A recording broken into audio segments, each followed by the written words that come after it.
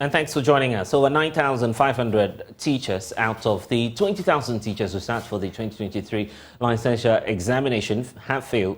Member of our research desk, Kofi Ejay, has been looking at the figures and is joining us now to just have a breakdown of the latest that we're getting on that figure. Kofi, thank you for spending some time with us. And I see just behind you over 20,100 and plus, of course, writing the examination in itself, but the margin quite scary in terms of the number of people who failed. Just walk us through. Well, so we've been looking at the data and we've tried to do some comparative analysis, and you can see it on your screen right now, trying to use a pie chart for you to understand what is going on in terms of the teacher licensure exam. Those who start for the exams, about 20,000 teachers, and this is across JHS and SHS, let me put it there. So just like the way we have accountants who take, the chartered accountant examination and become chartered accountant, that's the same way that the licensure exam is. You are a qualified teacher, but you need that license for the main aim is to attract, graduates and also to make the profession very attractive. And so this year we've had 2 exams. The first one was written in May. The results released them around June, July. And we saw the number of teachers that failed in that exam. Over 83% failed. And so if you are comparing that to this 47.4 failure, then there's some sort of significant improvement in terms of the failure rate.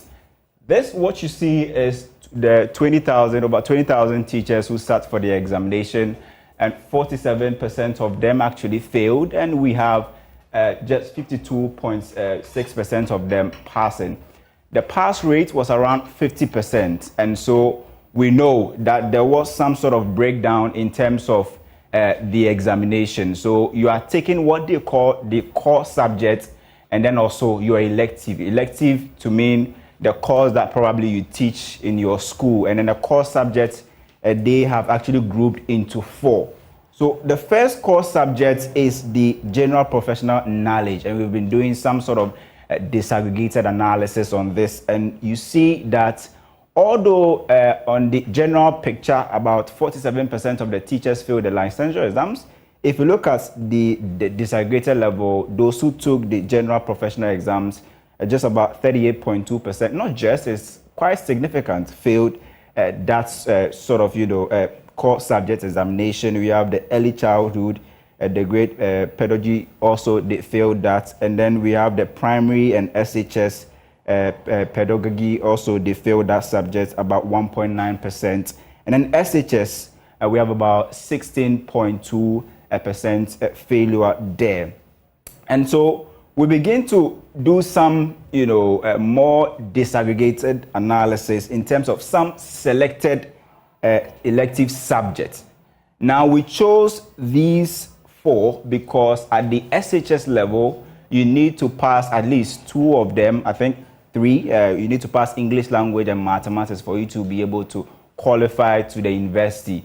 And so teachers who are teaching this 4 core subjects at both the basic level and at the SHS level must be really there in terms of the qualification. They must be up there and they must do well. So we decided to check that one as well. Integrated science, if you see anything red on your screen, that is for JHS, and blue is for SHS. So integrated science, you realize that the figure actually, the failure rate increases when you move from JHS to SHS. So JHS, it was around 1.8%, and then SHS, you're looking at more than 36% failure. And I've been looking at the WASI examination. If you look at the number of students who had less than C6, it's sort of in the same region as the figures you see on your screen. English language, at the JHS level, it was higher than at the SHS level. We have 12.8% against 8.5%, and mathematics at the JHS level 3.8%. And as you begin to increase the scale to the SHS level, you have the failure rate increasing from that 3.8% to a whopping 29.5% at the SHS level. And social studies, you can see on your screen there where we have the failure rate at the social, the JHS level around 1.5%, and at the SHS level some 11.4%. And so if you compare this very, statistics to what we had somewhere around June, July, when the first 2023 licensure examination results were released, the failure rate was somewhere around 83.5%, and now we are looking at 47.4%. So a massive or significant improvement there in terms of the number of teachers who failed the licensure examination. In the first, exams in May, we're looking at around more than 16,000 teachers who sat. Currently, the one that has just been released, we are looking at more than 20,000 teachers who sat for the examination. Improvements in the number of teachers who sat for the examination and also the number of teachers who actually failed. There's some sort of massive improvement there if you compare 83.5% in some around June, July to the current 47.4% blessed. So that's the statistics for you in terms of the teacher licensure examination in 2023. Thanks, Isaac. Let's get more on this. Joining us via Zoom is the spokesperson for the National Teaching Council, who's joining us via Zoom now. And Dennis Osei also is here with us. Thank you for your time. Peter Anti will be joining us shortly from the Institute for Education Studies on what the implications are for the education sector. But Dennis, I just want to start off with you looking at the fact that, yes, there is an improvement, but quite a significant number in terms of the failure. 47% plus. It's not something we should be celebrating, knowing that all of these people are teachers in the classrooms. All right, thank you very much, my brother. I saw your colleague going through the analysis and then comparing the June results to that of what we have now. There had been a reform in our examination. So this particular one that you have, the records that you have, is the maiden edition of the reform one. And these are, and these are people writing it for the first time. These are the areas we looked at. Initially, they were writing the generic one, which is the numeracy, literacy, essential professional skills. But as we speak, we are now going subject-based. So we examined them based on their area of specialization. And then again, we also examined them on pedagogy, that is methods of teaching, or let's say methodology. And then we also examined them on the general paper, where we had numeracy, literacy, essential professional skills, and general educational policies combined, making it a general paper. And so if we really want to compare, then it's also that these people are doing a different exam altogether. I mean, these results we are seeing, they are doing a different results altogether. And so comparing both, it's somehow not appropriate at this level. So looking at the pass rate,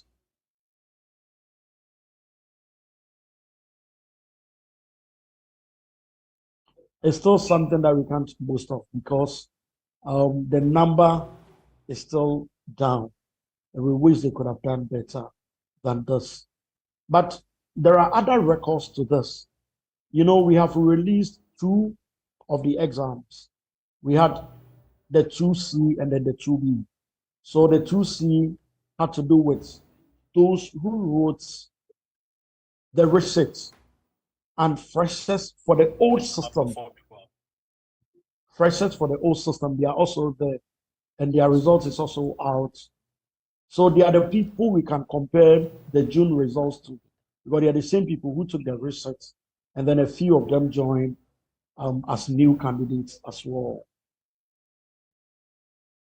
It's interesting you're raising this point, but whatever the case might be, the point about, the reform and its effect on, the kind of failure we're seeing now, is this something you're worried about? And how do you intend to address, the issue about the constant failure? All right, I think it is something we need to be worried about as a nation, because we are talking about teachers coming to handle our future generation. And so if we don't have the right people for the job, as the minimum qualification talks about, then we have a long way to go. So it's a good thing that we are going through this assessment. And it's the same thing that as a country, we also have to pay a particular attention to this and look at how best all of us can come to the table and get this thing resolved, because it's becoming very alarming. If we had seen some of the questions we asked and we are still getting results like this, then it tells you that we need to pay attention to the teacher education as well as the people we admit into our various schools. And again, look at how they got to this level to even be qualified to write this particular examination. Well, there's a new dynamics that we're equally trying to draw on this, and that's why I want to hear from you, Dr. Pitanti, who's also joined the conversation. The point about having such a significant level of failure, and yet the outcome of either the basic education exams, government seems to indicate to us that the performance or the output is quite going well, if we should get that message clear. But how do we draw the bearing to know that, well, potentially these are the teachers going into our classrooms and potentially there might be a danger in terms of the output, looking at the fact that the end result is nothing to compare to what the failure is right now, as we can see on the screen? I thank you very much, Blessed. Yeah, I think you really said it at the latter part of your question, that these are potential teachers. They are not in the classroom yet. And because of that, I think that it is good for us. We talk about quality education. We talk about preparing the children for the future. We talk about developing the human capital base of the country, and that depends on the teacher. So if the teacher who is supposed to handle these kids is not prepared enough adequately to be able to do the things that he's supposed to do to put the child in a certain sphere, which will enable the child function effectively in the community, in the environment, in the society, in this country, then we are doomed. And that is why it's important that when they sit for these exams and some of them are not able to do well, we do not allow them to go ahead and handle our kids. I understand and I know that this is not enough to say that you are getting the best for the profession. But of course, this is a starting point to ensure that the people who are going into the classroom, the potential teachers, are of a certain caliber. And that is why, for me, this is not alarming. It's just an indication to us that we need to do more when it comes to our teacher education. We need to intensify the training we are giving them. And the candidates should also understand that there's a lot of burden on them to justify themselves as they want to pursue the profession called teaching. I rate teachers in the first place, particularly knowing that they've gone through years of training at the teacher, the colleges of education. And that's been a question as always facing the National Teaching Council. The proposition has been made that we scrap this. It's not the most effective way of checking the ability of a teacher to churn out good students. Yes, you can't just have an open avenue where people walk into a profession. And by our laws, we have designed our system in such a way that there's a body that is giving the mandate to license and register teachers. So you go through the university for 4 years, you do the B.Ed program, or you go through the colleges of education. You are not allowed to walk straight into the profession as you used to be. And for me, this is very important, because if we don't have this kind of sieve system there, we will have these teachers, some of them who are not able to write basic essays about themselves, teaching our kids. So the first point of call is to ensure that at least we have a certain caliber of teachers, caliber of trainees entering into the teaching profession. That does not end there. When they enter the profession, these people are taken through 1 year of induction process, being mentored by experienced teachers exposed to classroom situation. They are supposed to build on the little that they have learned from the school. So you don't just walk into the profession and you are good to go. No, you have 1 year of going through a series of training to enable you fit into the profession and being and understanding somebody who is experienced in the field. After the 1 year, you are given your license. Now, you also need to renew the license. So between the period that you obtain your license and when you renew your license, you are supposed to continuously update your knowledge in the field that you are working. Okay. You are supposed to know so many things that are changing in that particular area. So we are doing something right systematically. It's just a matter of allowing the system to flow for some years, and we will reap the benefits of this particular practice that we have put in place. Dennis, how is the National Teaching Council, welcoming these propositions? Some are asking for a complete scrap of the licensure examination itself. Others feel that you change the approach towards assessing these teachers. All right. There's one aspect that we need to understand. We are technocrats, and we normally don't involve ourselves in political debates. But one thing that we know for sure is a good policy. Just like Doc said, this had been something that is globally accepted. And because of this introduction of teacher professionalism process in Ghana, Ghana had chalked a lot of successes out there. And our teachers are becoming the most hotcake teachers in Africa. That of Zimbabwe, Ghana, Nigeria, and South Africa. If you mention a Ghanaian teacher anywhere, that recognition is given, all because of the good work National Teaching Council is doing to make sure we uphold to the principle as far as teacher professionalism process is concerned. And so scrapping it is not the way to go.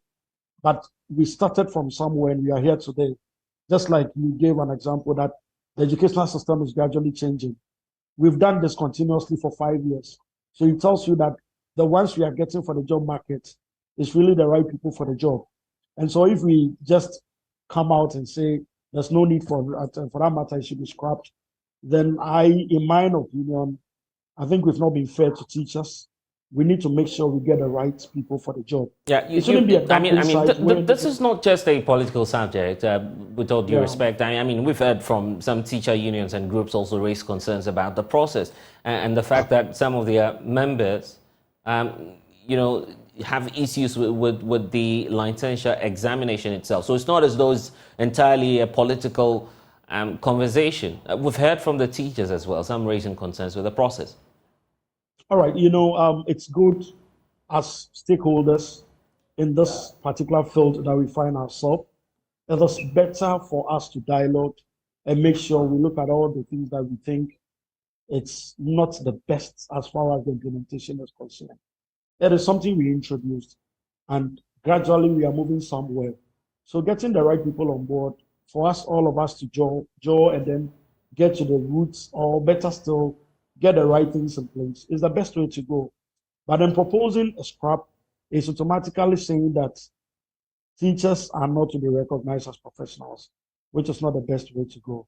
So in my opinion, are you suggesting that examination is the only way of professionalizing a group of people?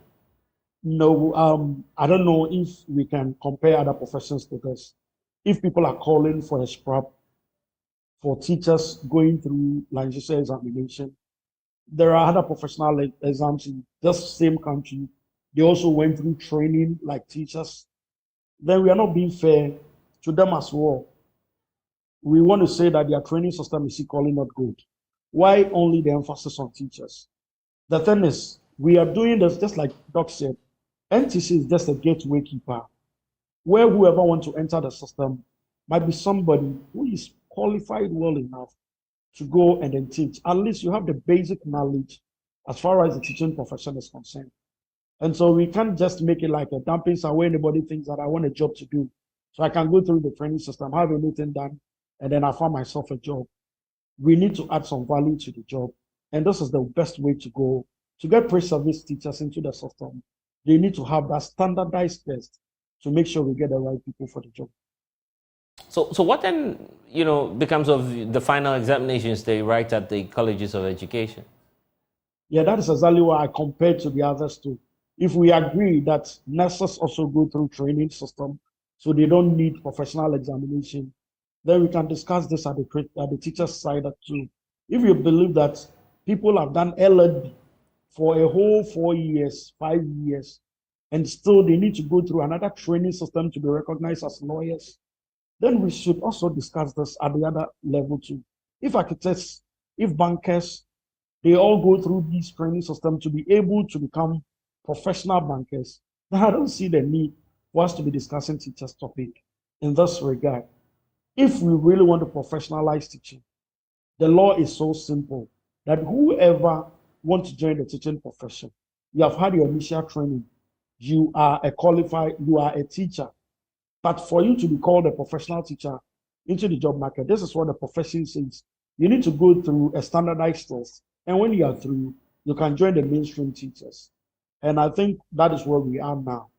But this particular examination that we're talking about, if you've had opportunity to look at it, people would even recommend that we even strengthen this thing, because it has been a blockade for people that they shouldn't have been called even teachers at all to get opportunity to enter the system. So it's rather something that we need to call all Ghanaians to pay particular attention to this. Let's go into the story, see how the best way to go. Is it what is lacking? Why are they failing? What is wrong? What is actually happening? How did they even get to the level of writing professional exam?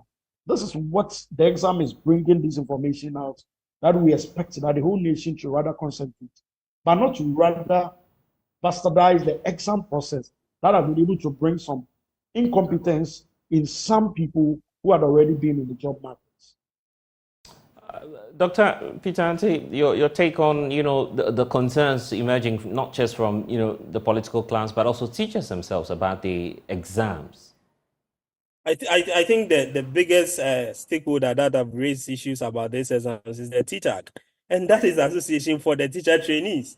So it's understandable these are people who are supposed to write the exams, and they don't like it. They don't want to write it. They want to enter the profession like our fathers and our forefathers did. They finished colleges of education or training colleges, and they were automatically deployed to go and teach.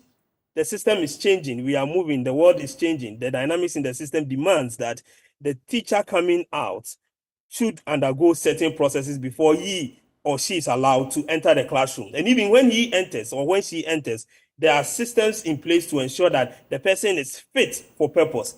And because of that, we just need to embrace these reforms and then make sure that we streamline it. But it's not as simple as that, is it? In the case of a trained teacher, someone going through the College of Education, they would have been into the classrooms at least twice, isn't it? Yes. In the course of their training, you give them the opportunity to go into the classrooms, to teach as a form of practicals. They do that.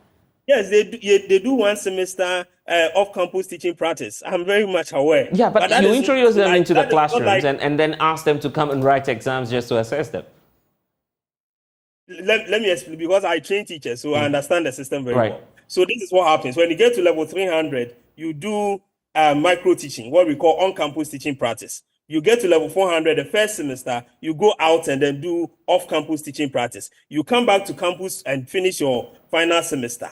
When you finish, the law is that you are supposed to sit for a licensure exams. And that is for the National Teaching Council, which is a council different from the tertiary institutions and GTEC. They are supposed to register the teachers and license them. They say that we want to ensure that those who we are going to register and license, they are of a certain caliber. You have gone through this training. The curriculum for the colleges and the curriculum for the tertiary institutions are supposed to prepare you to, one, understand your professional practice, to get professional knowledge, and have certain attitudes and values that will enable you function well in the classroom. Can we test and see whether you really have an understanding of these things? And you sit for these papers and you fail. You don't expect the National Teaching Council to register you to go to the classroom because you have failed the basis of the standards that we hold for the teaching profession in this country. And that is why I'm saying that this is not something that anybody should be so much worried about. We are just ensuring that the best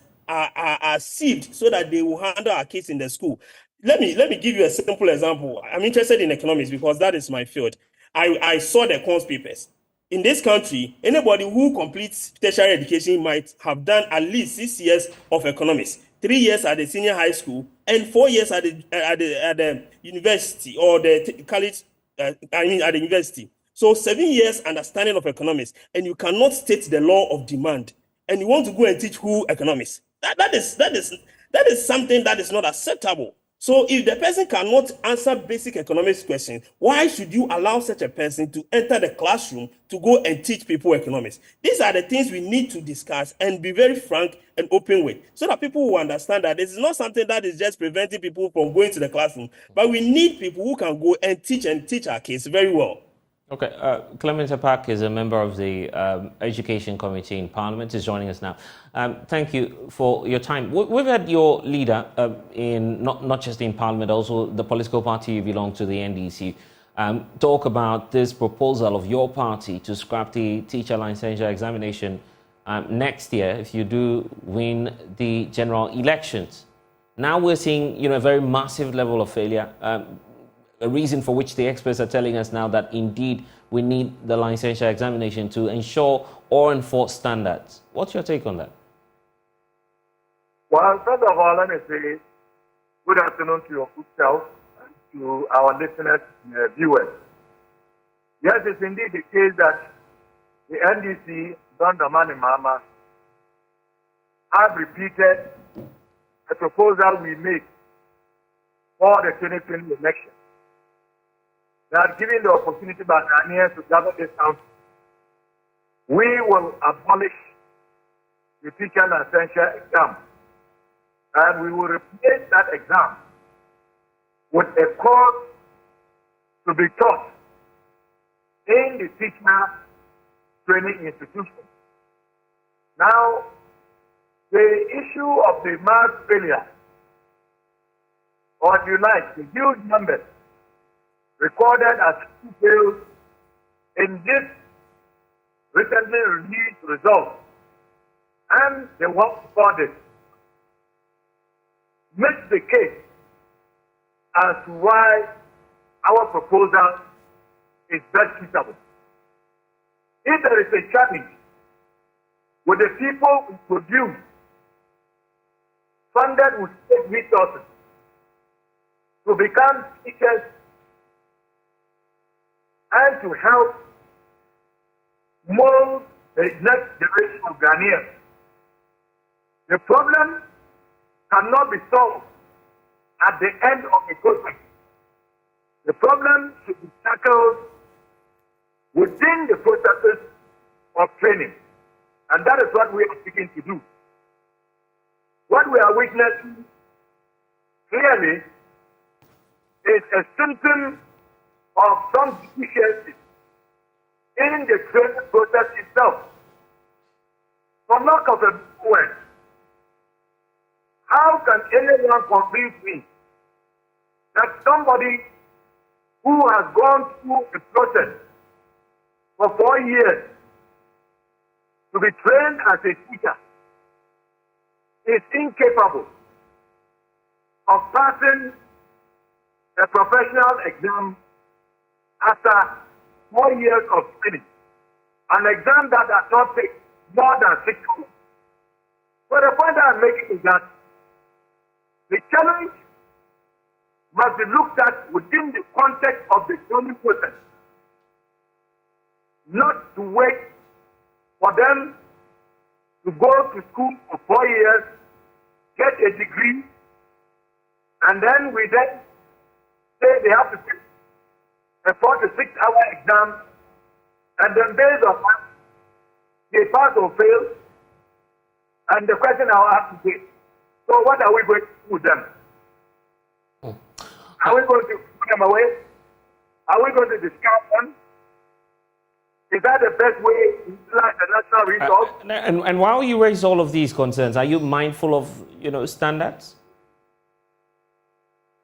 Well, that is the more reason why we are talking about looking at the training program. If we are going to talk about competencies and the standards, all of that can be dealt within the context of the training process, not when they finish the training. So, our proposal actually would help solve this problem. So, if you are being trained as part of that training, the licensing course is also being taught as part of the other courses that you are expected to take as part of the training. If at the end of your 4 year program, you write all your final year courses, including a compulsory course that would serve as a basis for you to be certified and given a license as a teacher. You pass all of them, instantly you are given your license and you are deployed. If you pass all courses and you face that particular course that you make a professional, you graduate all right, and you will not be given the license. You have to go back to school and retake it. That is our alternative. I see.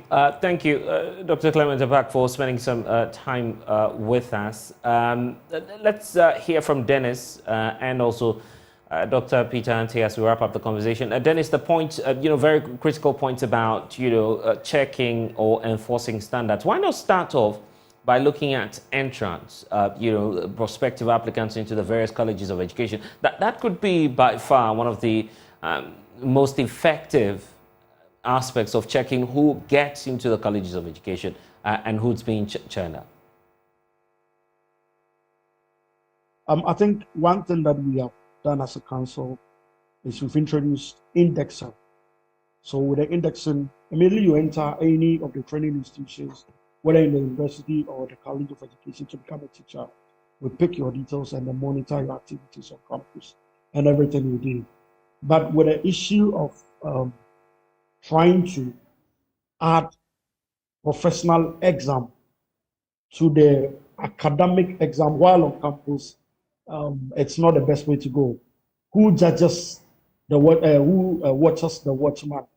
This is something that is trying to look at the quality assurance of what we are doing as a training institution. And then we are the same people going to examine our people to see whether the process we've gone through is the best way to go. And so we think they can look at it again. But on our part, a professional exam can never be part of academic exam. And that is why I made reference to this. They were talking about 4-year training, whatever training. I want to ask, the other professions in Ghana taking exam like that, don't they go through training system? With nurses, for instance, every break at home, they go for clinicals. After everything, they go for rotation. Still, they write professional examination before they are considered to be nurses. So why are we also not asking them to stop the process because they've gone for 4-year training, they've gone for 3-year training, but only on the part of teachers? So we think the best way to go is rather, if we think we have some gaps anywhere, let's sit as a nation and look at it. But to add a professional exam to an academic exam, he said no-go area. Not at all.